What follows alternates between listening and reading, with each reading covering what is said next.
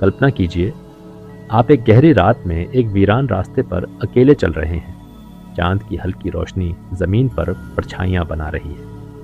हर कदम पर कुछ अजीब सा एहसास होता है। कोई है, कोई जो दिखता नहीं पर मौजूद है। क्या वो कोई आत्मा है, कोई साया, या आपका ही दिमाग आपसे कोई खेल खेल रहा है? शुरुआत यहीं से होती है, जब हम समझ नहीं पाते कि जो देख रहे हैं वो सच है या सिर्फ एक भ्रम। आज की हमारी यह यात्रा एक ऐसे रहस्य की परतें खोलेगी जो सदियों से एक भूतिया चादर में लिपटा रहा हिंदुस्तान की गलियों में। जब कोई अजीब बातें करता है, खाली हवा से बातें करता है या खिड़की के बाहर देखकर चुपचाप हंसता है, तो लोग क्या कहते हैं? इस पर किसी बुरी आत्मा का साया है। लेकिन क्या यह वाकई कोई आत्मा है, या ये विज्ञान की सबसे रहस्यमयी बीमारियों में से एक, मानसिक रोग? अब आप जरा रुकिए, अपनी सांस को थामिए और कल्पना कीजिए कि अगर आत्मा शरीर से निकल चुकी हो तो क्या वो यही महसूस करेगी? वो आवाज़ें जो किसी और को सुनाई नहीं देती, वो शक जो हर रिश्ते को जहर बना देता है, वो यकीन जो हकीकत से कटकर एक दूसरी दुनिया में जीता है। ये कोई सामान्य कहानी नहीं है। यह उस अधूरी सच्चाई का दरवाज़ा है जिसे हम या तो डर से नज़रअंदाज करते हैं या अंधविश्वास की धूल में छुपा देते हैं। पर क्या विज्ञान ने इस सच्चाई से पर्दा हटा दिया है? यह मत भूलिए, यह सिर्फ एक कहानी नहीं, एक चेतावनी है। अगर आपने कभी किसी को अकेले में बात करते देखा है या अपने ही परिवार में किसी को यूं खोया खोया पाया है, तो इस वीडियो को अंत तक देखना आपके लिए ज़रूरी है, क्योंकि हो सकता है आप जिसे भूत प्रेत समझ रहे थे वो किसी गहरी मानसिक पीड़ा से गुजर रहा हो। हमें इस रहस्य को समझना है, न कि उससे डरना। कमेंट में बताइए, क्या आपने कभी ऐसा कुछ अनुभव किया है? क्या आप भी ऐसे किसी अनुभव को कुछ अलौकिक मान बैठे थे? आपके अनुभव इस यात्रा को और गहरा बना देंगे। अब सुनिए, जिसे हम आत्मा का भटकाव मानते हैं वो असल में हमारे मस्तिष्क का द्वंद्व हो सकता है, और यह द्वंद्व स्किज़ोफ्रेनिया नाम की बीमारी की पहली सीढ़ी हो सकता है। ये कोई नई बीमारी नहीं, बल्कि हजारों वर्षों से मौजूद एक रहस्यमयी अवस्था है, जिसमें रोगी को दिखाई देती हैं परछाइयाँ। वो परछाइयाँ जो उसके साथ चलती हैं, बिना किसी शरीर के। परछाइयों का पीछा करते हुए वो चल रहा था, लेकिन पीछे मुड़कर देखा तो वहाँ कुछ नहीं था। फिर वो आवाज़ आई, धीमी मगर सीधी आत्मा के भीतर उतरती हुई, वो आ रहे हैं। किसी और को कुछ सुनाई नहीं दिया, मगर उसके लिए वो आवाज़ हकीकत थी, जैसे हवा में कोई चेतावनी गूंज रही हो, जैसे ब्रह्मांड के किसी कोने से कोई शक्ति उसे कुछ बता रही हो। ये कोई तिलिस्म नहीं, यह एक मानसिक स्थिति है, इतनी जटिल, इतनी गूढ़ कि विज्ञान भी इसे पूर्ण रूप से नहीं समझ पाया है। मनुष्य का मस्तिष्क इस ब्रह्मांड की सबसे रहस्यमयी संरचना है। इसमें अरबों न्यूरॉन्स होते हैं जो आपस में विद्युत और रसायन के जरिए संवाद करते हैं। लेकिन कल्पना कीजिए, अगर इस संवाद में कोई विकृति आ जाए, अगर संदेश उलझ जाए, तो क्या होगा? तब यही दिमाग ऐसी चीज़ें सुनता है जो होती नहीं हैं, जिसे हम आवाज़ें कहते हैं, हेलुसिनेशंस। पर ये सिर्फ आवाज़ें नहीं, ये कभी कभी कोई आदेश होती है, डरावने, हिंसक, आत्मघाती। मानो कोई आत्मा नहीं, कोई अनदेखा बल व्यक्ति को नियंत्रित कर रहा हो। और यही अंधविश्वास गहराने लगता है। गांव की गलियों में इसे कहा जाता है, उस पर साया है। महिलाओं को कहा जाता है, उस पर किसी डायन का असर है। और बच्चों को, इनकी आत्मा भटक रही है। मगर वैज्ञानिक अध्ययनों में पाया गया है कि स्किज़ोफ्रेनिया का संबंध दिमाग में डोपामिन और ग्लूटामेट जैसे रसायनों की गड़बड़ी से होता है। ये कोई आत्मिक जकड़न नहीं, ये एक जैविक असंतुलन है। जैसे हृदय की बीमारी होती है, वैसे ही मस्तिष्क की यह गहराई से जुड़ी बीमारी। लेकिन चौंकाने वाली बात यह है, रोगी को इस बात का कोई एहसास नहीं होता। उसे लगता है कि पूरी दुनिया झूठ है और उसकी दुनिया जो सिर्फ उसके मन में चल रही है वही सच है। अब आप सोचिए, अगर इंसान को अपने मन और बाहर की दुनिया के बीच फर्क ही समझ ना आए तो वो किसे मानेगा? क्या वो इस दुनिया का हिस्सा रहेगा, या वो धीरे धीरे एक नई अदृश्य दुनिया में प्रवेश कर जाएगा? यही वह द्वार है जिससे स्किज़ोफ्रेनिया शुरू होता है, जहां शरीर यही है मगर आत्मा किसी और आयाम में प्रवेश कर चुकी है। अब धीरे धीरे वो इंसान लोगों पर शक करने लगता है। माँ की ममता में उसे झड़ दिखता है, भाई के मुस्कुराते चेहरे में उसे धोखा नजर आता है, और हर अजनबी उसे एक खतरनाक एजेंट लगता है। ये शक साधारण नहीं होता, ये एक ऐसा गहरा संशय होता है जो व्यक्ति को अपनों से काट देता है, और तब वो अकेला रह जाता है। मगर ये अकेलापन बाहरी नहीं होता, ये उस तरह का अकेलापन नहीं जो किसी कमरे में हो, बल्कि वो जो पूरे संसार के बीच में होकर भी आत्मा को खाली कर दे। कल्पना करो, एक ऐसा व्यक्ति जो भीड़ के बीच में खड़ा है, चेहरों को देख रहा है, होठों की हरकत को देख रहा है, मगर हर आवाज उसे किसी और भाषा में सुनाई देती है, जैसे कोई गूढ़ संकेत हो जो उसे कुछ चेतावनी दे रहा हो। हर मुस्कान में उसे षड्यंत्र की परछाई दिखाई देती है, हर स्पर्श में उसे भय का कंपन महसूस होता है। यहीं से उसकी दुनिया तुम्हारी दुनिया से अलग हो जाती है। अब वो किसी ऐसे आयाम में जी रहा होता है जहां विश्वास और भ्रम की रेखा विलीन हो चुकी होती है। यह भ्रम कोई साधारण कल्पना नहीं होती, यह एक सजीव यथार्थ होता है, एक पूर्ण संसार जिसमें दरवाजे हैं, खिड़कियां हैं, और उन खिड़कियों से झांकते हैं वो जिन्हें बाकी दुनिया भूत प्रेत समझती है, मगर उसके लिए वो आत्माएं नहीं, हकीकत है। जैसे कोई अदृश्य ऊर्जा उसकी दिशा तय कर रही हो, हर कदम किसी अलौकिक नियंत्रण में हो। और तब वो कहता है, मैं जानता हूं तुम सब मेरे खिलाफ हो, मुझे मत देखो, मेरी बातें मत सुनो। उसकी आवाज कांपती नहीं बल्कि दृढ़ होती है, क्योंकि उसके लिए यही सत्य है। ये मानसिक द्वंद्व नहीं, ये आत्मा का एकांत है, एक ऐसी गुफा जहां गूंजती हैं वे आवाजें जो किसी और के कानों तक नहीं पहुंचती। अब विज्ञान की नजर से देखो, मस्तिष्क में एक खास हिस्सा होता है जिसे हम कहते हैं थॉट फिल्टर, विचारों की छंटनी करने वाली प्रणाली। ये प्रणाली तय करती है कि कौन सी बात तर्क संगत है और कौन सी सिर्फ एक उड़ती हुई कल्पना। लेकिन जब स्किज़ोफ्रेनिया दस्तक देता है तो यह फिल्टर टूट जाता है। अब हर विचार, चाहे वह कितना भी अवास्तविक क्यों ना हो, उसे सच लगता है, और उस सच की पुष्टि करने के लिए वह अपने ही भीतर साक्ष्य तलाशता है। एक मुस्कुराहट उसे षड्यंत्र लगती है, एक दरवाजा निगरानी का उपकरण। अब सोचिए, जब मस्तिष्क स्वयं भ्रम को सत्य माने तो कोई बाहरी व्यक्ति उसे कैसे समझा सकता है। यहाँ कोई मंत्र काम नहीं आता, ना ही कोई झाड़ फूंक, ना ही तावीज। यहाँ सिर्फ समझदारी, सहानुभूति और चिकित्सा विज्ञान ही प्रवेश पा सकता है। लेकिन अंधविश्वास का अंधकार इतना घना है कि रोगी को तंत्र मंत्र की बेड़ियों में जकड़ दिया जाता है, और तब वो अकेला व्यक्ति अब पीड़ित नहीं रहता बल्कि बलि का बकरा बन जाता है। उसके भीतर की बेचैनी अब एक शोर में बदल जाती है, एक ऐसा शोर जो उसकी आत्मा को जलाता है, और फिर शून्यता उसके भीतर घर कर जाती है। वो शून्यता जो बाहर से दिखाई नहीं देती मगर भीतर सब कुछ निगल रही होती है। आत्मा अब केवल एक खोल बन चुकी होती है, जैसे कोई प्राचीन मंदिर जिसमें दीप नहीं जले, जैसे कोई गुफा जिसमें गूंज भी अब मौन हो गई हो। हर दिन, हर क्षण उसे ऐसा लगता है जैसे उसकी सोच को कोई पढ़ रहा है, जैसे दीवारों में आंखें हैं और हवा में किसी की सांसें हैं। अब उसे यकीन होता है उसके विचार उसके नहीं हैं, कोई और उन्हें भेज रहा है। कोई अदृश्य सत्ता, कोई छुपा हुआ नियंत्रणकर्ता उसके मन के भीतर तक घुस चुका है।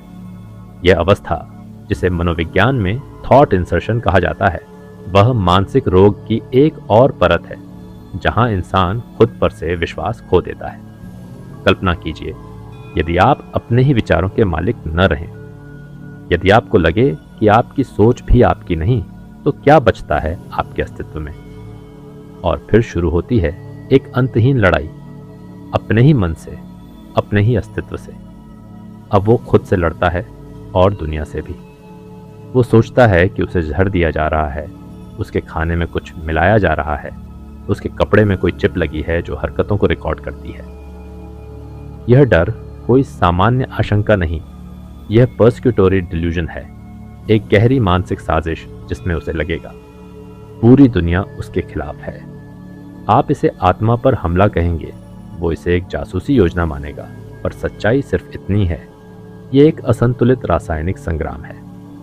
मस्तिष्क के भीतर डोपामिन जैसे रसायन अब तूफान की तरह बगावत कर रहे होते हैं। हर न्यूरॉन्स अपने ही नेटवर्क से उलझ गए होते हैं। अब वह व्यक्ति धीरे धीरे स्वयं को खोने लगता है। उसका नाम, उसका अतीत, उसके रिश्ते सब धुंधले हो जाते हैं, जैसे वो किसी और जन्म की कहानी थी। मगर सबसे भयावह यह है, वो खुद को पहचानना बंद कर देता है। दर्पण में चेहरा वही है, मगर आंखों में कोई और देख रहा है। कभी वो कहता है, मैं नहीं हूं, वो कोई और है। कभी वो चुपचाप एक कोने में बैठा होता है और उसकी आंखों में एक ऐसी चमक होती है जो या तो किसी और संसार से आई है या किसी टूटे हुए आत्मबल का अंतिम प्रकाश है।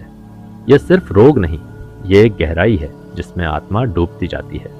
और फिर भी लोग पूछते हैं, इस पर क्या साया है, क्योंकि उन्हें दिखाई नहीं देता कि यह एक अदृश्य जाल है जिसे न कोई तांत्रिक काट सकता है, न कोई साधु समझ सकता है। सिर्फ वही समझ सकता है जो विज्ञान के प्रकाश में इस अंधेरे को देखने का साहस करता है। और जैसे जैसे रोग बढ़ता है, व्यक्ति अपनी इच्छाओं, भावनाओं और संवेदनाओं से भी दूर होता चला जाता है। वो अब किसी और का बन चुका होता है, या शायद किसी का भी नहीं, और शायद स्वयं का भी नहीं।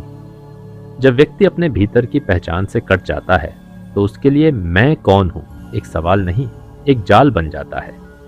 कल्पना करो, यदि तुम्हारी स्मृतियां तुम्हारी नहीं रही, यदि तुम्हें अपने शब्दों पर विश्वास न रहे, यदि तुम हर सुबह उठो और लगे कि यह जीवन मेरा नहीं है, तो क्या बचता है तुम्हारे अस्तित्व में? यही होता है स्किज़ोफ्रेनिया की उस अवस्था में जिसे चिकित्सा विज्ञान में कहा जाता है disorganised thought and identity diffusion, मतलब विचारों का विखंडन और पहचान का विघटन। अब सोच और भाषा एक बहती हुई नदी नहीं रहती, बल्कि वो एक टूटे हुए आईने की तरह बिखर जाती है। रोगी कुछ कहता है, मगर वह वाक्य अर्थहीन, असंबद्ध और अजीब होते हैं। मेरे सपनों में सरकार चाय बना रही है और उस चाय में मेरी यादें तैर रही हैं, ऐसे शब्द जिनका तर्क से कोई संबंध नहीं, लेकिन रोगी को लगता है ये पूर्ण सत्य है। ये किसी कविता की तरह नहीं, बल्कि एक अधूरी प्रार्थना की तरह होती है जो ईश्वर तक नहीं पहुंचती, बस मन के भीतर ही गूंजती रहती है। इस अवस्था में भावनाएं भी ठंडी हो जाती हैं। माँ रो रही है, मगर रोगी की आंखें खाली हैं। बेटा पुकार रहा है, मगर वह उसे पहचान नहीं पा रहा। यह संवेदनहीनता कोई हृदयहीनता नहीं, बल्कि एक इमोशनल ब्लंटिंग है। मस्तिष्क अब दर्द और प्रेम के बीच फर्क नहीं कर पाता। उसके अंदर की रसायन व्यवस्था टूट चुकी होती है, जैसे किसी ने जीवन के रंगों को छीन लिया हो और अब सब कुछ सिर्फ भूरा हो। वो व्यक्ति जिसे तुम जानते थे, अब केवल एक शरीर है जिसमें आत्मा तो है, मगर वो तुम्हारी नहीं रही। और यही वह बिंदु है जहां समाज सबसे बड़ा अपराध करता है। वो व्यक्ति जो भीतर से तड़प रहा होता है, उसे पागल कहकर दूर धकेल दिया जाता है। उसके अजीब बोलने को मजाक बना दिया जाता है। उसकी उदासी को नाटक कहा जाता है। यह न केवल अमानवीयता है, बल्कि अज्ञानता का गहनतम रूप है, क्योंकि यह रोग किसी आत्मा का पतन नहीं, बल्कि मस्तिष्क की बायोलॉजिकल टूट फूट है। उसके मस्तिष्क के भीतर हिपोकैम्पस सिकुड़ चुका होता है, प्रीफ्रंटल कॉर्टेक्स की क्रियाशीलता धीमी हो चुकी होती है और न्यूरोप्लास्टिसिटी यानी बदलाव की क्षमता लगभग समाप्त हो चुकी होती है। अब उसके लिए दिन और रात में कोई फर्क नहीं। वह सोता नहीं, बस लेटा रहता है, जागता नहीं, बस देखता रहता है।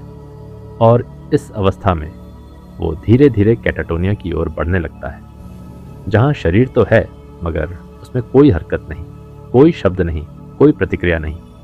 जैसे आत्मा किसी शून्य में जाकर बैठ गई हो और बस देख रही हो इस संसार को एक परछाई की तरह, परछाई जो अपने ही मूल से कट चुकी है। न वो रोशनी की है, न अंधेरे की, बल्कि एक ऐसी उपस्थिति जो देखी तो जाती है पर सुनी नहीं जाती। लेकिन क्या आत्मा सच में हार जाती है? नहीं। कभी कभी शून्य के भीतर भी एक हल्का कंपन होता है, एक ऐसी गूंज जो कहती है, मैं अब भी यहाँ हूँ। यही वह क्षण होता है जब आशा, जो बहुत धीमे धीमे चलती है, उस आत्मा के द्वार पर दस्तक देती है। कभी एक डॉक्टर की आवाज़ में, कभी किसी प्रियजन की हथेली की गर्माहट में, और यहाँ से शुरू होता है एक रहस्यमय वापसी का मार्ग। मन की उस गुफा में जहाँ अब तक सिर्फ गूंज थी, अब धीरे धीरे शब्द लौटने लगते हैं। शब्द जो पहले अराजक थे, अब संयमित हो जाते हैं। शब्द जो बिखरे हुए थे, अब अर्थ की ओर बढ़ते हैं। यह कोई चमत्कार नहीं, यह चिकित्सकीय विज्ञान और प्रेम की संधि है। स्किज़ोफ्रेनिया कोई स्थायी श्राप नहीं है, ना ही कोई जन्मजात पाप। यह एक न्यूरोलॉजिकल इम्बैलेंस है जिसका इलाज संभव है। हाँ, कठिन है, पर असंभव नहीं। दवाओं की भूमिका यहाँ दीपक की तरह होती है जो उस गुफा में रोशनी डालती है ताकि रोगी अपने विचारों को पहचान सके। इन दवाओं को एंटीसाइकोट्रिक्स कहते हैं, जो मस्तिष्क के डोपामिन सिग्नल्स को संतुलित करते हैं। जैसे कोई संगीतकार बिगड़े हुए तारों को फिर से मिलाता है, ये दवाएं मन की ध्वनियों को फिर से स्वर देती हैं। लेकिन सिर्फ दवा पर्याप्त नहीं होती, यहाँ आवश्यकता होती है मन से मन के संवाद की। एक थेरेपिस्ट की भूमिका उस पुरोहित जैसी होती है जो टूटे हुए आत्मविश्वास की पूजा करता है, बिना मंत्र के, सिर्फ समझ से। सीबीटी, कॉग्निटिव बिहेवियरल थेरेपी, वो विज्ञान है जो भ्रम को चुनौती देता है। वो रोगी से पूछता है, क्या सच में तुम्हारे विचार पढ़े जा रहे हैं? क्या कभी ऐसा प्रमाण मिला? और जब वह व्यक्ति स्वयं से ये प्रश्न पूछने लगता है, तब उसके भीतर के भ्रम कांपने लगते हैं। और यह कांपना अंदरूनी जागरण का पहला संकेत होता है। अब सोचिए, वो व्यक्ति जो कल तक कह रहा था, मेरे पीछे कोई पड़ा है, अब पूछ रहा है, क्या वाकई या ये मेरा भ्रम है? ये परिवर्तन कोई जादू नहीं, बल्कि हजारों सूक्ष्म प्रयासों की परिणति है। प्रेम, धैर्य, वैज्ञानिक विधियों और एक न रुकने वाले प्रयास की कहानी। रोगी धीरे धीरे फिर से माँ को पहचानने लगता है, बेटी की मुस्कान को समझने लगता है, और दर्पण में उस चेहरे को देख पाता है जिससे वो वर्षों से अनजान था। उसके भीतर का वह सूक्ष्म दीपक अब टिमटिमा नहीं रहा, अब वह स्थिर जल रहा है। मगर याद रखो, यह राह सीधी नहीं है। बीच बीच में वो फिर से गिर सकता है, फिर से आवाज़ें सुन सकता है, फिर से खो सकता है। पर इस बार वो अकेला नहीं होता। इस बार साथ होता है विज्ञान का हाथ और आत्मा का आलोक। वो प्रकाश जो सिर्फ स्वयं के भीतर नहीं चमकता, बल्कि दूसरों के अंधकार को भी स्पर्श करता है। मगर प्रश्न यह है, क्या समाज उस आलोक को पहचान पाता है? वर्षों से जो देखा गया है वो यही है कि रोगी के भीतर के टूटे हुए तारों को कोई भूत का असर मान लिया गया। जब दिमाग कांपता है तो लोग कहते हैं आत्मा बंधी हुई है। जब कोई मौन में चला जाए तो लोग उसे किसी ऊपरी शक्ति का शिकार मानते हैं। ऐसा क्यों? क्योंकि समाज को डर लगता है उस चीज से जिसे वह समझ नहीं पाता। और डर का पहला उत्तर है अंधविश्वास।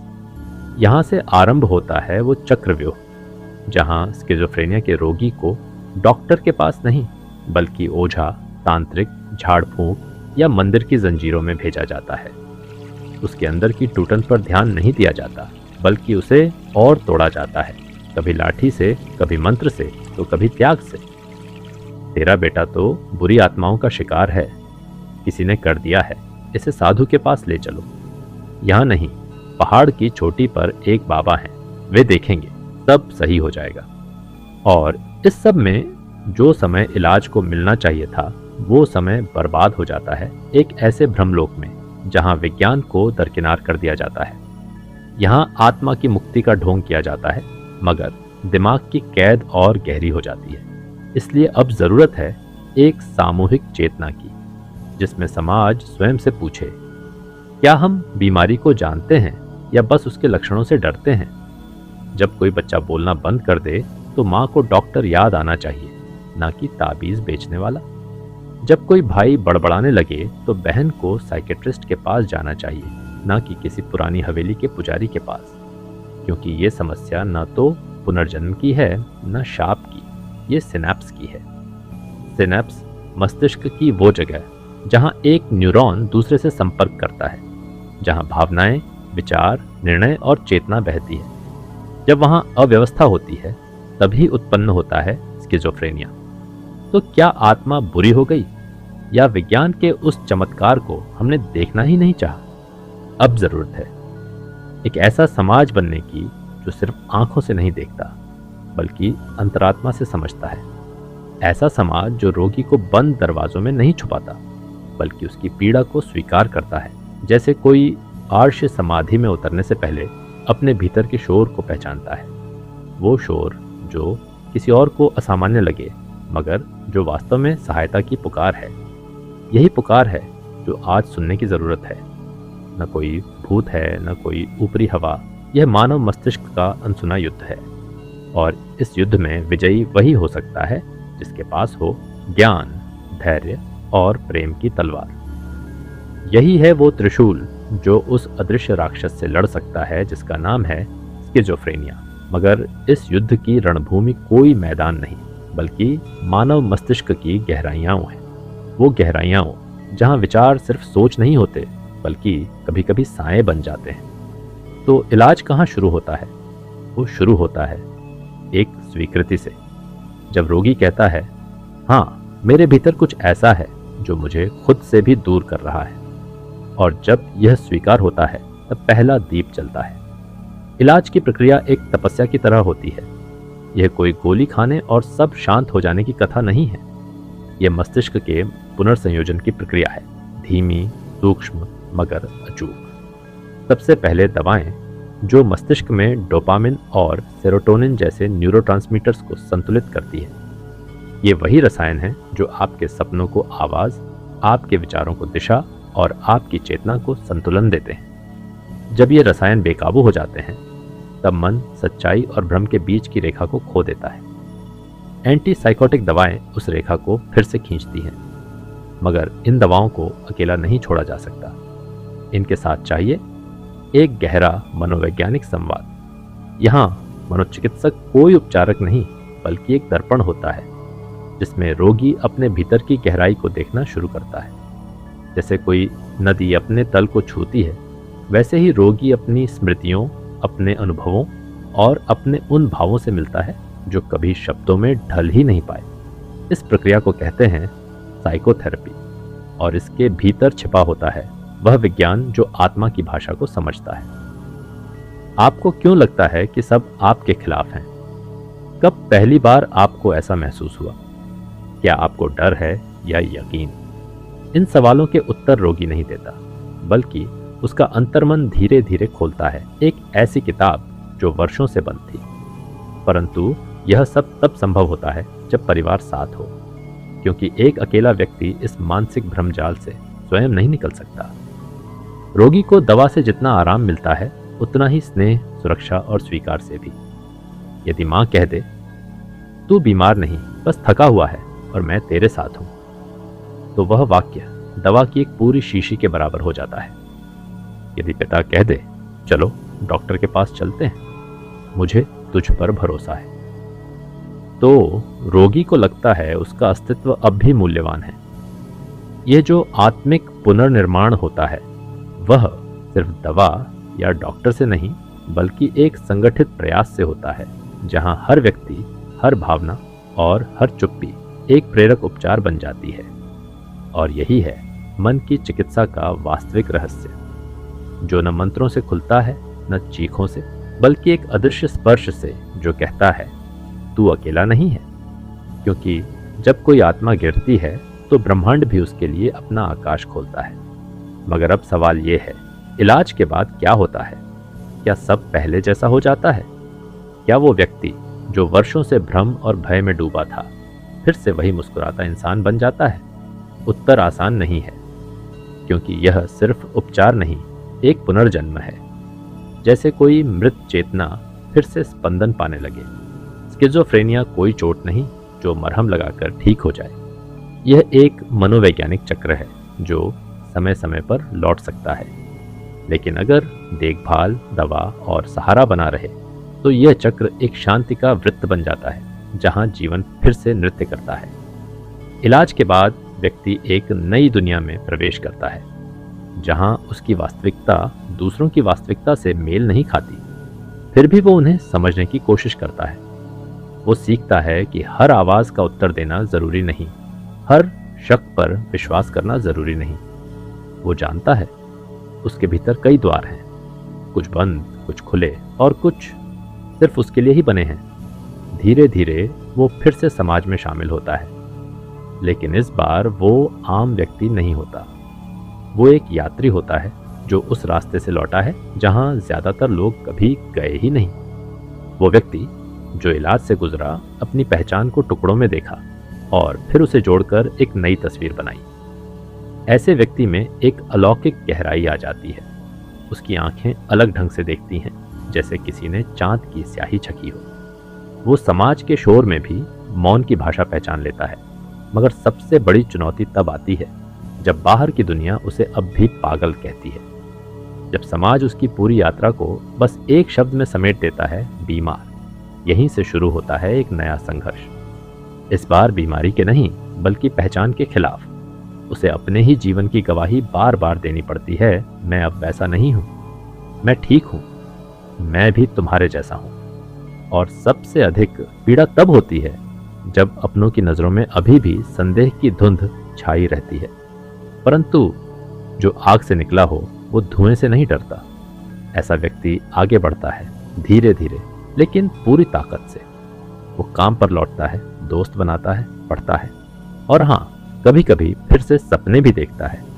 इन सपनों में अब डर नहीं होता, बल्कि प्रकाश होता है जिसने उसकी रात्रि को जला दिया। वो जानता है कि बीमारी लौट सकती है, मगर वो अब तैयार है, क्योंकि अब उसके पास सिर्फ दवा नहीं, बल्कि अनुभव की ढाल और आत्मिक जागरूकता की तलवार है। उसने एक ऐसी सुरंग से यात्रा की है जहां कोई साथ नहीं गया था, और अब वो दूसरों का मार्गदर्शक बन सकता है। ये कहानी यहीं खत्म नहीं होती, बल्कि यहीं से एक नई राह शुरू होती है, जहां सवाल सिर्फ इलाज का नहीं, बल्कि स्वीकृति, सशक्तिकरण और दूसरों को साथ लाने का होता है। क्योंकि जब एक आत्मा अंधकार से लौटती है तो वह अकेले नहीं चलना चाहती। वो चाहती है कि उसकी वापसी को देखा जाए, स्वीकारा जाए और सबसे बढ़कर समझा जाए। अब प्रश्न उठता है, क्या हमारा समाज इसके लिए तैयार है? हमारे घरों की दीवारें, हमारे मोहल्लों की कानाफूसी और रिश्तेदारों की चुप्पी, क्या वे किसी को सच में ठीक होते देख सकते हैं? या फिर उनकी स्मृति में वही पुराना चेहरा हमेशा के लिए दर्ज हो जाता है जो एक समय बिखरा था? समाज उस आईने की तरह है जो धूल जमा कर बैठ गया है। वो दिखाता है पर साफ नहीं करता, वो सुनता है पर समझता नहीं। जब कोई स्किज़ोफ्रेनिया से उबरकर फिर से पढ़ाई करना चाहता है, काम करना चाहता है या किसी रिश्ते में बंधना चाहता है, तो समाज कहता है, रुक जाओ, तुम अब भी पुराने हो। और यही समाज दवा से बड़ी चोट बन जाता है। मगर सवाल ये नहीं कि समाज कैसा है, सवाल ये है, क्या आप समाज का हिस्सा होकर इस धारा को मोड़ सकते हैं? कल्पना कीजिए अगर एक अध्यापक अपने छात्र को पागल की जगह यात्रा कर चुका योद्धा कहे, अगर एक पड़ोसी उसे ताने की जगह एक कप चाय की पेशकश करे, अगर एक नौकरीदाता उसके अनुभव को कमजोरी नहीं बल्कि अद्भुत अंतर्दृष्टि माने, तो क्या वह जीवन जो चुपचाप मरने लगा था फिर से गूंज नहीं उठेगा? हर व्यक्ति जो मानसिक बीमारी से गुजरता है वो समाज से दोहरी लड़ाई लड़ता है, एक अपने भीतर, दूसरी आपकी निगाहों में। तो अब समय है कि हम अपनी निगाहें बदलें। कोई भी मानसिक बीमारी व्यक्ति की पहचान नहीं होती, वो सिर्फ एक अध्याय होती है, पूरी किताब नहीं। जैसे शरीर टूट कर जुड़ सकता है, वैसे ही मन भी जुड़ सकता है, और मन जब जुड़ता है तो वह पहले से भी अधिक कोमल, अधिक सजग और अधिक प्रखर हो जाता है। हमेशा याद रखिए, जो उस अंधेरे से लौटा है वो आपको रोशनी के बारे में बहुत कुछ सिखा सकता है। हमें सिर्फ उसे मंच देना है जिस पर वो फिर से चल सके। ना सहानुभूति की भीख, ना दया की नज़र, बल्कि समानता की दृष्टि।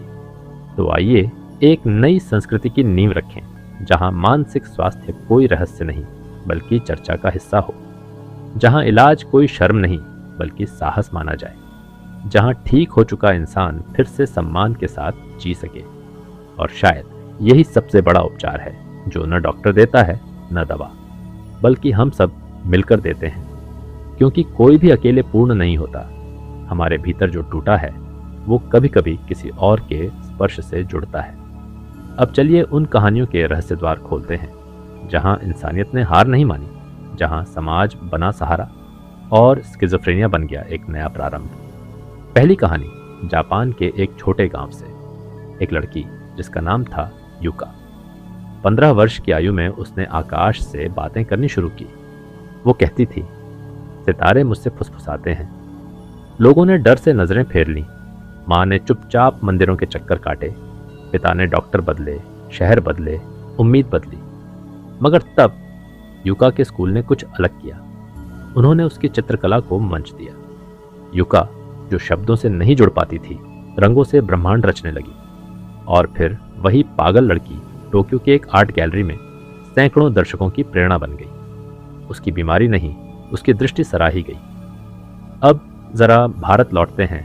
राजस्थान के एक कस्बे में एक युवक था, अखिल। एक समय वो गलियों में अजीब बातें करता फिरता था। सिर पर राख, आंखों में डर। लोगों ने उसे भूतिया कहा, लेकिन उसकी मां ने हार नहीं मानी। वो हर शुक्रवार उसे मनोचिकित्सक के पास ले जाती रही, बिना यह परवाह किए कि लोग क्या कहेंगे। वर्षों बाद अखिल अब एक नर्स है, उसी अस्पताल में जहां कभी वह मरीज था। उसके हाथों की कोमलता, उसके शब्दों की करुणा कभी कभी डॉक्टरों से अधिक असर करती है। एक और कहानी ब्राजील से। माइकल नामक युवक को हेलुसिनेशन होते थे। वो कहता था, ईश्वर मुझसे गिटार बजाने को कहते हैं। लोग हंसते थे, मगर एक मनोचिकित्सक ने उसे रोका नहीं। उसे एक स्टूडियो भेजा। उसे सिखाया गया कि आवाज़ों को भय नहीं, संगीत में पिघलाया जा सकता है। आज माइकल ब्राजील के सबसे रहस्यपूर्ण संगीतकारों में से एक है। वो कहता है, ईश्वर अब भी मुझसे बातें करते हैं, बस अब पूरी दुनिया उन्हें सुनती है। हर कहानी हमें एक ही मंत्र देती है। अगर व्यक्ति को स्वीकृति, सुनने वाला और रचनात्मक माध्यम मिल जाए तो उसका मनोविक्षेप भी एक दिव्य संवाद में बदल सकता है।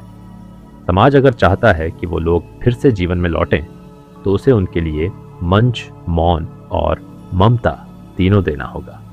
ये कहानियां आपको इसलिए सुनाई गईं ताकि आपको यकीन हो जाए ये कोई फिल्मी कल्पना नहीं, बल्कि तथ्य है।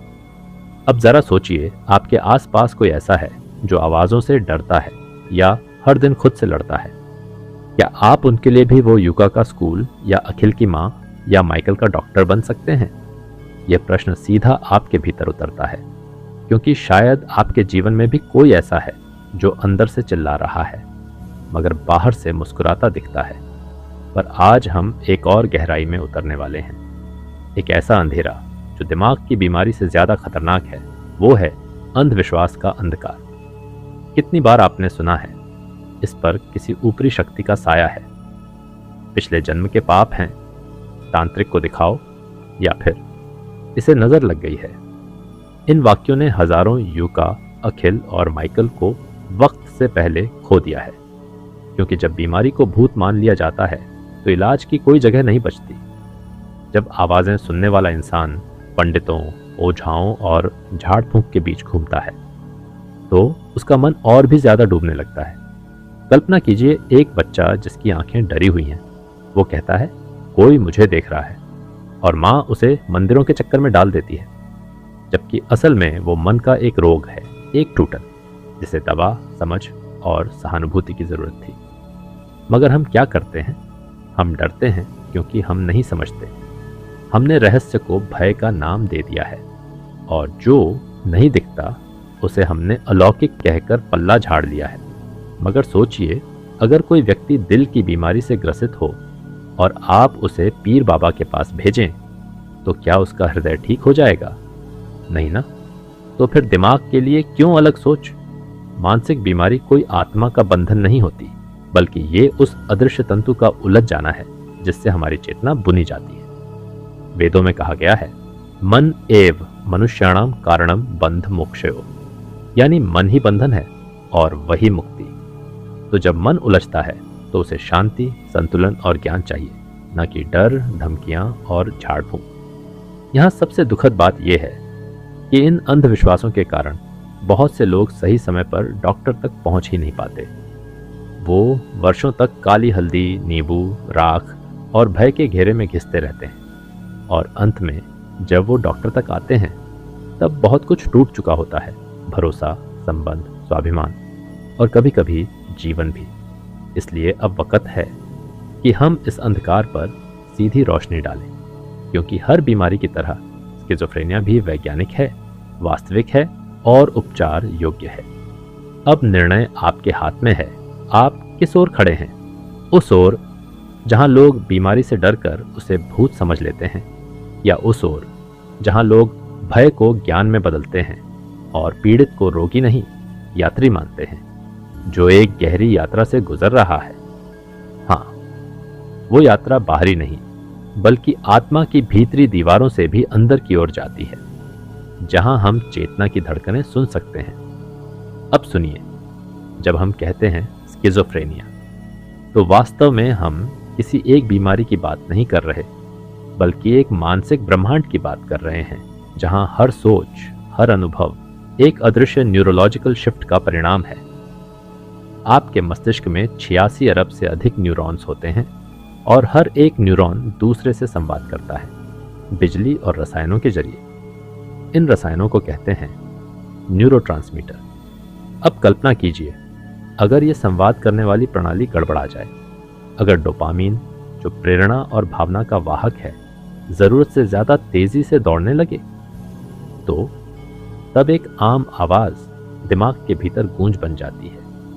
एक साधारण डर भयंकर साजिश का रूप ले लेता है और यहीं से शुरू होती है स्किज़ोफ्रेनिया की रहस्यमय दुनिया। दिखता है बाहर से कुछ नहीं, मगर भीतर एक युद्ध चल रहा होता है, विचारों का, अनुभवों का और पहचान का। क्या आप जानते हैं, कुछ लोगों को लगता है कि उनके विचार चोरी हो रहे हैं या फिर उनके मस्तिष्क में कोई बाहरी शक्ति विचार डाल रही है।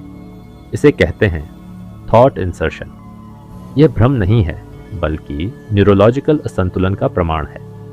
अब प्रश्न उठता है, क्या इसका कारण केवल रसायन है? उत्तर है नहीं, पूरी तरह से। यह एक जटिल मिलन है आनुवंशिकता, पर्यावरण और मस्तिष्क की संरचना का।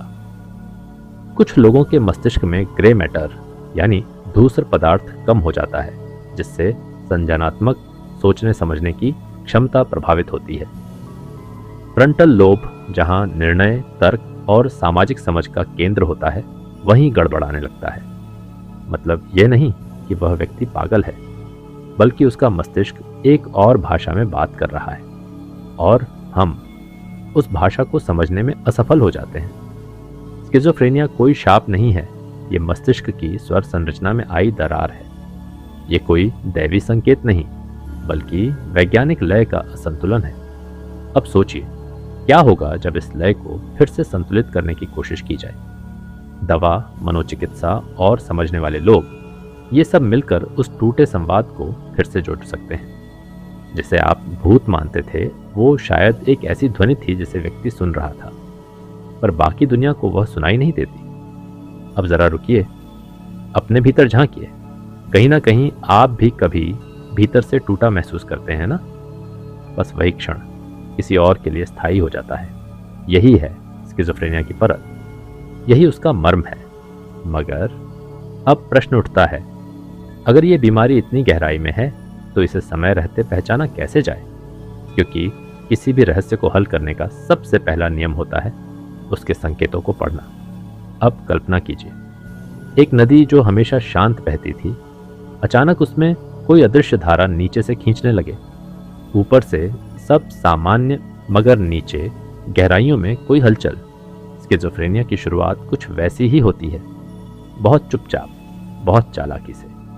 वो व्यक्ति की चेतना में ध्वनि, भ्रम और डर के बीज बोता है। शुरुआत में लक्षण इतने सूक्ष्म होते हैं कि परिवार भी भ्रमित हो जाता है। क्या आप जानते हैं, इस बीमारी की पहली अवस्था को कहते हैं प्रोड्रोमल फेज। ये वो काल है जब बीमारी पूरी तरह प्रकट नहीं होती, मगर चेतावनी देना शुरू कर देती है। जैसे किसी को अचानक लोगों से कटकर रहना अच्छा लगने लगे, या फिर उसका चेहरा भावहीन हो जाए, ना हंसी ना दुख, बस एक शून्य। सोने जागने का समय बदलने लगे, शब्दों में तारतम्य न बचे, और सबसे रहस्यमयी बात, वो अपनी आंखों में ऐसा कुछ लिए देखता है जो आम आदमी नहीं देख सकता। आप उसे विचित्र कहेंगे, मगर वो खुद को दूसरे आयाम का यात्री समझने लगता है। वहीं अन्य मानसिक बीमारियों जैसे डिप्रेशन या एंग्जाइटी में व्यक्ति भावनात्मक रूप से बहुत सक्रिय होता है। वो रोता है, घबराता है, मदद की गुहार लगाता है। मगर स्किज़ोफ्रेनिया में शब्द नहीं, सन्नाटा बोलता है। व्यक्ति के भीतर जैसे कोई अदृश्य घड़ी उलटी गिनती शुरू कर देती है, और हम अगर इन संकेतों को न समझें तो वक्त की रेत मुट्ठी से फिसल जाती है। अब ध्यान से सुनिए, शुरुआती लक्षणों को समझना और समय पर उपचार शुरू करना इस रहस्य की सबसे बड़ी कुंजी है। क्योंकि अगर सही समय पर कदम उठाए जाए तो रोगी एक सामान्य, सफल और आत्मनिर्भर जीवन जी सकता है। लेकिन इसके लिए हमें उसकी आंखों में झांकना होगा, उस मौन को सुनना होगा जो चिल्लाता नहीं, बस धीरे से कहता है, मुझे समझो, मुझे नकारो मत। और ये समझ तभी आती है जब हम डरना बंद करते हैं और जानना शुरू करते हैं। यह वह बिंदु है जहां हर माता पिता, हर दोस्त और हर प्रेमी को रुक कर सोचना चाहिए, क्या इस व्यक्ति के भीतर कोई युद्ध चल रहा है जिसे वो खुद भी पूरी तरह समझ नहीं पा रहा? तो ऐसे में क्या किया जाए? क्या इस भ्रमित आत्मा को किसी मंदिर में बांध दिया जाए, या फिर किसी ओझा, किसी गुफा, किसी टोटके की ओर दौड़ लगाई जाए? नहीं, अब वो युग नहीं रहा जहां अज्ञान ही एकमात्र उपाय था। अब हम विज्ञान के उस कालखंड में जी रहे हैं जहां प्रकाश का स्पर्श अंधकार से भी करुणा से होता है। तो आइए चलते हैं उस द्वार की ओर जहां से इलाज की असली यात्रा शुरू होती है। सबसे पहले जानिए, इलाज का अर्थ केवल दवा देना नहीं होता, बल्कि उस मन को सुनना होता है जो खुद को भी पराया मानने लगा है। स्किज़ोफ्रेनिया के उपचार में 3 प्रमुख स्तंभ होते हैं: दवा, मनोचिकित्सा और सामाजिक पुनर्स्थापन। दवा यानी एंटीसाइकोटिक्स वो अदृश्य चाबी है जो दिमाग की जटिल रासायनिक तालों को खोलती है। डोपामीन की अति सक्रियता को संतुलन में लाने के लिए इन दवाओं का उपयोग किया जाता है। लेकिन एक रहस्य यह भी है, हर व्यक्ति की मस्तिष्कीय लय अलग होती है, तो यह चाबी एक नहीं, हर किसी के लिए अलग बनती है। ये कोई जादू नहीं है, बल्कि धैर्य और वैज्ञानिक सूझबूझ का संगम है। मगर क्या सिर्फ दवा से बदलाव आता है? नहीं, दवा शरीर को स्थिर करती है, पर मन को सुनने के लिए चाहिए मनोचिकित्सा। ये कोई कठोर प्रक्रिया नहीं, बल्कि एक गहन संवाद है जहां शब्द हथियार नहीं, पुल बनते हैं। कभी कभी एक साधारण प्रश्न, तुम कैसा महसूस कर रहे हो, उस दिमाग में खिड़की खोल देता है जहां वर्षों से कोई रोशनी नहीं आई थी। फिर आती है तीसरी शक्ति, समाज की भूमिका। क्योंकि जब तक हम उस व्यक्ति को अलग, पागल या डरावना कहकर किनारे करेंगे, तब तक वो अपने भीतर और गहराई तक डूबता जाएगा। हमें उसे वापस बुलाना होता है, बिना आवाज उठाए, बस अपनी उपस्थिति से। एक मुस्कान, एक स्पर्श, एक मैं तुम्हारे साथ हूं। यह उपचार की सबसे रहस्यमयी औषधि होती है। अब सोचिए, क्या यह बीमारी उस व्यक्ति की गलती है या फिर समाज की अज्ञानता? और क्या केवल डॉक्टर ही इलाज कर सकते हैं, या आप और हम भी उस अदृश्य युद्ध में एक सैनिक बन सकते हैं? हाँ, बन सकते हैं, और बनना ही होगा, क्योंकि ये कोई अकेले लड़े जाने वाला युद्ध नहीं है। कल्पना कीजिए, एक मंदिर के गर्भगृह में दीपक धीरे धीरे बुझ रहा है, चारों ओर अंधकार घिराया है। अगर कोई वहां एक छोटा सा दीप जला दे, तो क्या आप समझते हैं वह दीपक सिर्फ रोशनी देगा?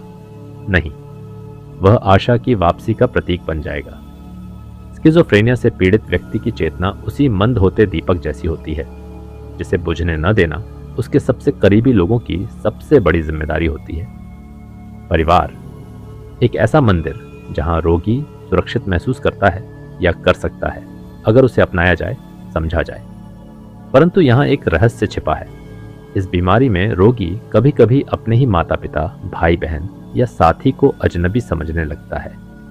ये कोई उनका भावनात्मक निर्णय नहीं होता, बल्कि दिमाग में उठते भ्रमों का असर होता है। ऐसे में परिवार को धैर्य की मूर्ति बनना होता है। हर दिन एक तपस्या की तरह उसके डर को बिना प्रश्न किए सुनना, उसकी चुप्पी में भाषा ढूंढना, उसके झल्लाने में पीड़ा को पहचानना। परिवार के हर सदस्य को छोटी छोटी बातों का ख्याल रखना होता है, जैसे क्या समय पर दवा दी गई, क्या उसके कमरे में शोर तो नहीं, क्या उसके भ्रम को झूठ कहकर काटा गया, या उसे बिना आहत किए सही दिशा दी गई। यहाँ हर शब्द, हर स्पर्श, हर मौन एक साधना है। और समाज, वो तो एक बड़ा आईना है जो या तो रोगी को वो पागल है कहकर धकेल देता है, या फिर उसे देखकर वो भी हमारे जैसा है कहकर उसे खींच लाता है। कभी आप बाजार में ऐसे व्यक्ति को देखते हैं जो अपने आप से बातें कर रहा हो, कभी हंस रहा हो, कभी डरा हो। आप क्या करते हैं? क्या उसे डर के साथ पार कर जाते हैं, या रुककर कम से कम अपनी दृष्टि में सम्मान रखते हैं? कभी कभी एक दृष्टि, एक बिना हंसी का चेहरा, एक मानवीय व्यवहार उस व्यक्ति के आत्मसम्मान को बचा सकता है। और याद रखिए, इलाज में जितना बड़ा योगदान दवा का है, उतना ही बड़ा योगदान सम्मान और सामाजिक स्वीकृति का है। ये बीमारी लाइलाज नहीं है, मगर समाज के उपहास से ज्यादा घातक कुछ नहीं। जब तक लोग चुप हैं, वो खुद को टूटा महसूस करते हैं, मगर जब कोई उनका हाथ थाम ले, बिना शर्त, बिना डर, तो यही टूटे हुए लोग फिर से खड़े हो सकते हैं। लेकिन कैसे? जब जमीन खिसक चुकी हो, जब विश्वास की दीवारें ढह चुकी हों, तब एक इंसान दोबारा चलना कैसे सीखता है? उत्तर छिपा है समय में। समय ही वह अर्श है जो पीड़ा को अनुभव में बदलता है और अनुभव को पुनर्जन्म में। स्किज़ोफ्रेनिया कोई दंड नहीं, यह जीवन द्वारा दिया गया एक मौन निमंत्रण है अपने भीतर उतरने का, उस गहराई में जाने का जहां मन, मस्तिष्क और आत्मा का पुनर्मिलन होता है। कभी कभी रोगी के भीतर ऐसा शून्य पनपता है जिसे शब्दों से नहीं भरा जा सकता। उसके भीतर एक ऐसा युद्ध चल रहा होता है जिसमें उसका प्रत्येक भाव, प्रत्येक स्मृति कभी शत्रु बन जाती है तो कभी अजनबी। लेकिन अगर उस युद्ध में एक भी व्यक्ति साथ हो जो हर दिन बिना कहे पास बैठ जाए, जो उसे उसके टूटे हुए शब्दों में भी पूरा इंसान माने, तो यकीन मानिए वो दरारें भरने लगती हैं। आपको ये जानकर हैरानी होगी, कुछ लोग सालों तक इस बीमारी से जूझने के बाद फिर से किताबें पढ़ने लगते हैं, काम पर लौटते हैं, रिश्तों में फिर से बहने लगते हैं। ये कोई चमत्कार नहीं, बल्कि मानव आत्मा की पुनर्रचना है। एक ऐसा अलौकिक श्रम जो डॉक्टर, परिवार और खुद रोगी मिलकर करते हैं। यहाँ एक रहस्य और है, यह बदलाव धीमा होता है, बिल्कुल उस बीज की तरह जो कई दिन मिट्टी में पड़ा रहता है और किसी को पता नहीं चलता कि वो भीतर जड़ें फैला रहा है। फिर एक दिन वो सिर उठाता है सूरज की ओर। ऐसे ही स्किज़ोफ्रेनिया से उभरने वाले लोग भी धीरे धीरे फिर से सत्य की रोशनी में लौटते हैं, मगर यह केवल बाहरी मदद नहीं, उनकी आत्मा की गहराई से उपजी इच्छा भी होती है। एक और बात ध्यान देने योग्य है, जो व्यक्ति एक बार इस बीमारी से बाहर आता है, वो अक्सर और भी संवेदनशील और भी गहराई से समझने वाला बन जाता है। जैसे कोई यात्री जो नर्क से गुजरकर स्वर्ग की भाषा सीख ले। तो अब प्रश्न यह नहीं है कि कोई रोगी बच सकता है या नहीं, प्रश्न यह है कि क्या हम उस पुनर्जन्म को स्वीकार कर सकते हैं? क्या हम उस व्यक्ति को फिर से वही स्थान दे सकते हैं जो कभी उसकी पहचान था, या हम उसके भूत को ही उसका वर्तमान बना देंगे, या फिर उसकी चेतना को नया आकाश देंगे? अब जरूरत है शरीर और आत्मा को एक साथ देखने की। विज्ञान हमें बताता है स्किज़ोफ्रेनिया मस्तिष्क के कुछ रसायनों में असंतुलन की वजह से होता है। डोपामीन, ग्लूटामेट और सेरोटोनिन जैसे रसायन उसके विचारों की दिशा को मोड़ देते हैं, उसके अनुभवों को दूसरे ही आयाम में धकेल देते हैं। लेकिन क्या केवल रसायन ही उसकी पीड़ा है? नहीं, उसके भीतर छिपा है एक ऐसा आत्मिक विक्षोभ जिसे हम आज तक समझ नहीं पाए। विज्ञान दवा देता है, पर आध्यात्म उसकी आत्मा को छूता है। कल्पना कीजिए, एक व्यक्ति जो हर क्षण अपने ही विचारों से संघर्ष कर रहा है। अगर आप केवल दवा देकर उसे अकेला छोड़ दें तो क्या वो शांति पाएगा? शायद नहीं। लेकिन यदि आप उसके पास बैठकर चुपचाप उसके साथ समय बिताएं, तो उसके भीतर की हलचल धीरे धीरे थमने लगती है। यह कोई चमत्कार नहीं, यह ऊर्जा का हस्तांतरण है। जिसे विज्ञान मिरर न्यूरॉन्स कहता है। आध्यात्म उसे सात्विक स्पंदन कहता है। जब आप उसके पास शांति की भावना लेकर बैठते हैं तो आपके भीतर की स्थिरता उसे भी स्थिर बनाती है। शास्त्र कहते हैं चित्त की वृत्तियां जैसे जैसे शांत होती हैं, मन पुनः अपने स्वाभाविक स्वरूप की ओर लौटता है और स्किज़ोफ्रेनिया का मन उसी स्वाभाविकता से भटक चुका होता है। हमारा कार्य है उसे बिना धक्का दिए उस स्वाभाविक केंद्र की ओर वापस ले जाना। क्या आपने कभी किसी मंदिर में घंटी बजने की आवाज सुनी है? वो गूंज सीधी मस्तिष्क में जाती है और कुछ पलों के लिए मन को ठहरा देती है। उसी तरह यदि आप रोज उसे कुछ मिनट मौन संगीत सुनाई या प्रकृति के समीप बैठाइए तो उसके भीतर वो गूंज बनने लगेगी जो भटकते हुए मन को एकत्र करना जानती है। ये विज्ञान और आध्यात्म का संगम है। एक हाथ में डॉक्टर की दवा, दूसरे हाथ में मानवता की धुन। एक ओर रिपोर्ट्स और स्कैन, दूसरी ओर प्रार्थना और मौन। और तब एक दिन वह व्यक्ति अपने भीतर के शोर से ऊपर उठता है और कहता है, मैं अब तुम लोगों की आवाज सुन पा रहा हूं। इस क्षण को देखने के लिए सिर्फ आंखें नहीं चाहिए, एक अंतर्दृष्टि चाहिए, क्योंकि यह बीमारी आंखों से नहीं दिखती। यह उन आवाजों में छुपी होती है जो केवल भीतर से सुनी जा सकती है। आपके सामने जो व्यक्ति बैठा है, शायद उसकी आंखें आपको देख रही हों, लेकिन वह देख कहीं और रहा होता है। उसका मस्तिष्क दो दुनियाओं के बीच फंसा होता है, एक यह जो हमारे चारों ओर है और एक वह जो केवल उसकी कल्पना में नहीं बल्कि उसकी अनुभूतियों में सांस ले रही होती है।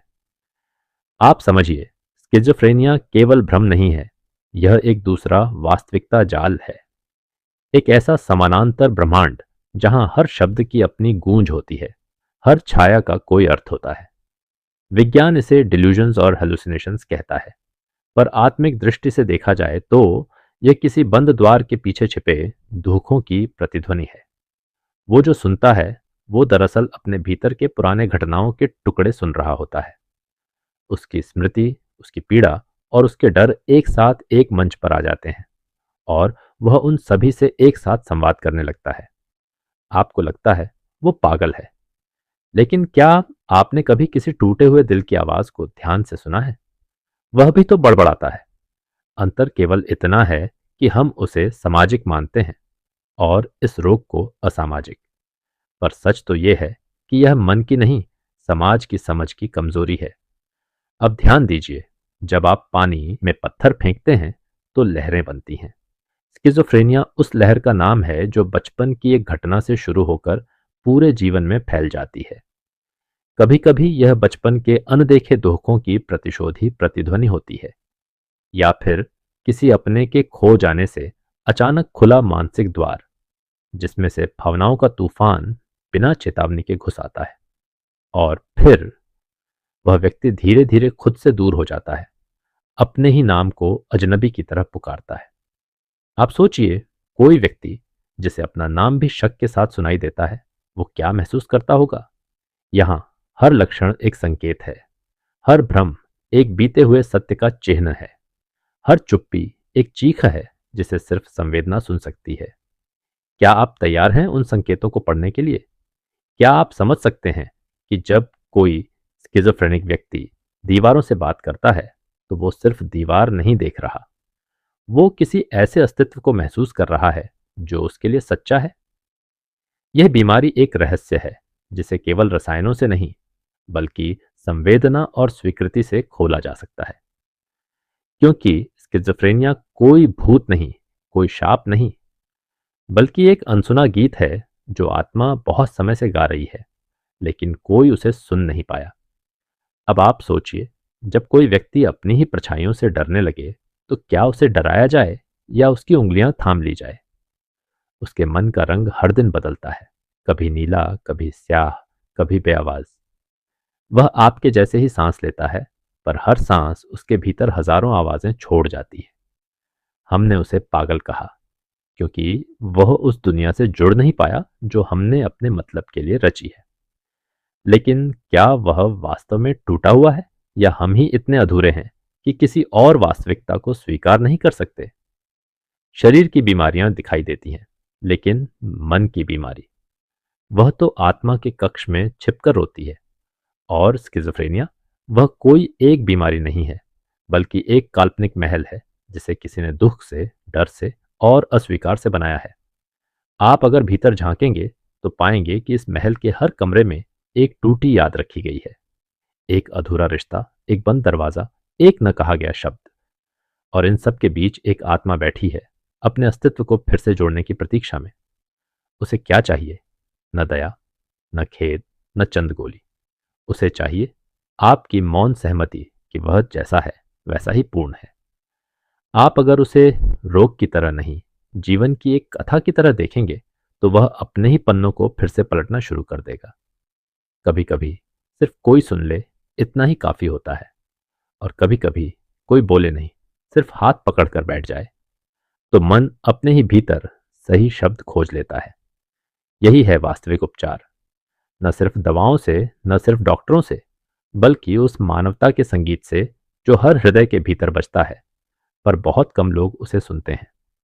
अब अंतिम सत्य सुनिए, स्किज़ोफ्रेनिया कोई काल्पनिक रोग नहीं है। यह एक वास्तविक पीड़ा है जिसका उपचार साइंस और करुणा के संगम में छिपा है।